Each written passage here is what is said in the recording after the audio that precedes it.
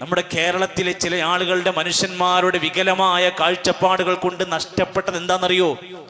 ഉംറക്ക് കൊണ്ടുപോകുന്ന സ്ത്രീകൾ, നിങ്ങളൊക്കെ ബന്ധുക്കളെ കൊണ്ടുകൊണ്ട് ഏത് ഗ്രൂപ്പിലാണ് പോണത് എന്നുള്ളത് പ്രധാനം തന്നെയാണ്. എന്റെ കാരണം എന്നറിയോ? നമ്മളൊക്കെ 10-12 വർഷമായി ഈ മേഖലയിൽ കാണുന്ന വല്ലാത്തൊരു ചൂഷണം പറയാ.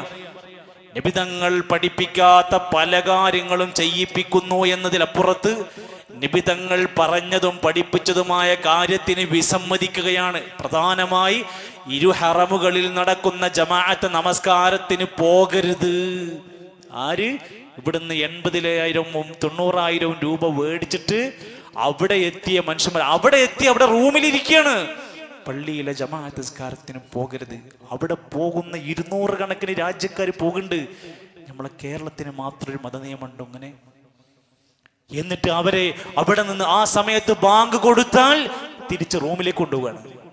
ബാക്കിയുള്ളവരൊക്കെ പള്ളിക്ക് വരുമ്പോ കേരളത്തിലെ പ്രിയപ്പെട്ടവരായ നമ്മുടെ ഉമ്മപെങ്ങന്മാരോട് പറയാണ് ഹറാമാണ്.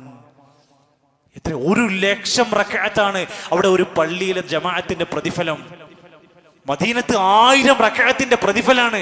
അതിന് കൊണ്ടുപോകില്ല. എന്നിട്ട് നാട്ടിൽ കൂടെ ആ മലന്റെ മുകളിലും ഈ മലന്റെ മുകളിൽ അവിടെയൊക്കെ കൊണ്ടുപോയിട്ട് അവിടെ ഭയങ്കര കറാമത്തുണ്ട്, അവിടെ പുണ്യുണ്ട്, ഇവിടെ എത്ര വന്നതാണെന്നൊക്കെ പറഞ്ഞ് അവിടെയൊക്കെ കൊണ്ടുപോയി സുജൂദ് ചെയ്യിപ്പിക്കുക.